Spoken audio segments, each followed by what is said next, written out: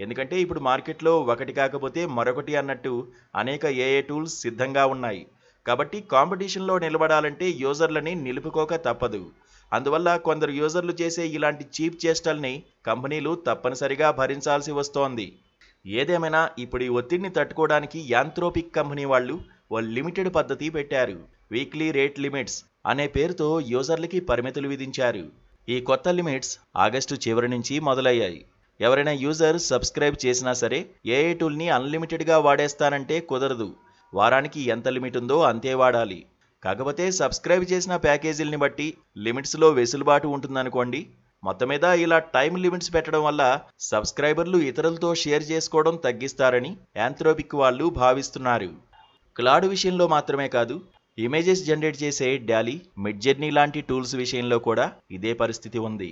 వాటిలో free credits వాడే యూజర్లు కూడా కంపెనీల్ని ఇబ్బంది పెడుతున్నారు.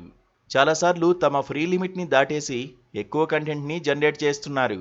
నిజానికి పెట్టిన లిమిట్ దాటితే టూల్ పనిచేయకూడదు. కానీ ఏఐ టూల్స్ని కొందరు కొన్ని విధాలుగా కాంప్రమైజ్ చేసి డిఫాల్ట్ లిమిట్ దాటి వాడుతున్నారు. ఇలాంటి చర్యలన్నీ ఏఐ కంపెనీల మీద ఎంతో భారం మోపుతున్నాయి.